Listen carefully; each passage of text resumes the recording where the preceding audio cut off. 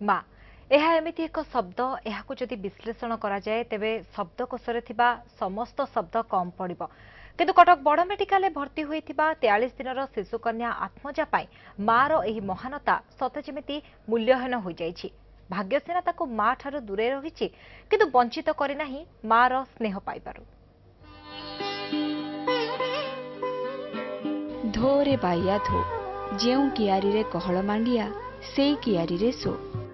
ଏହି ଗୀତ ଗାଇ ଗାଇ ଆତ୍ମଜାକୁ ନିଜ କୋଳରେ ଧରି ୱାର୍ଡ ଭିତରେ ବୁଲାଉଛନ୍ତି ଏସ୍ଏନ୍ସିୟୁର ସେବିକା ମିନତି ସାହୁ।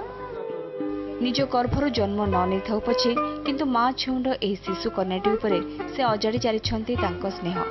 କେବଳ ମିନତି ନୁହନ୍ତି ବରଂ ଏସ୍ଏନ୍ସିୟୁର ପର୍ଯ୍ୟାୟକ୍ରମେ ଡ୍ୟୁଟି କରୁଥିବା ପ୍ରତି ସେବିକା ସତେ ଯେମିତି ମମତାର ଡୋରିରେ ବାନ୍ଧି ହୋଇଛନ୍ତି ଆତ୍ମଜା ସହିତ। ମୁଁ ଯେହେତୁ ଜଣେ ମା ତେଣୁ ମୋ ଅନ୍ତର କହୁଛି ସେ ଯିଏ ନାରୀ ସେ ନାରୀ ତୋର ସମ୍ପୂର୍ଣ୍ଣ ଗୋଟେ ମାତୃତ୍ୱରେ ସେ ମୁଁ ରିକ୍ୱେଷ୍ଟ କରୁଛି ସେ ଯେତେ ଟେଷ୍ଟ ଯାହା ହଉ ତା ଯଦି ମାତୃତ୍ୱ ମାନେ ନିଜେ ସେ ଫିଲ୍ କଥା ନିଶ୍ଚୟ ଏଇ ଝିଅଟାକୁ ଗ୍ରହଣ କରିବ। ଝିଅ ବୋଲି କେବେ ଅନାଦର କରିବେନି। ମୋର ବି 2ଟା ଝିଅ ଅଛି। ଅନ୍ୟ ପ୍ରସୂତିମାନଙ୍କ କ୍ଷୀର ଖାଇ ଧୀରେ ଧୀରେ ସେ ବଡ଼ ହେଉଛି। କାଳେ ତାକୁ କାହାର ନଜର ଲାଗିଯିବ ସେଥିପାଇଁ ତା ମଥାରେ କଳା ଟୀକା ମଧ୍ୟ ପିନ୍ଧାଇ ଦିଆଯାଇଛି। କିନ୍ତୁ ଏତେ ସେବା ଯତ୍ନ ପରେ ମଧ୍ୟ ଆତ୍ମଜା ତାର ମାକୁ ଯେ ମନେ ମନେ କେତେ ଖୋଜୁଥିବ ତାହା ସମସ୍ତେ ମର୍ମେ ମର୍ମେ ଅନୁଭବ କରୁଛନ୍ତି। ମା ହୃଦୟ ନିଶ୍ଚିତ ବିଳପି ଉଠୁଛି।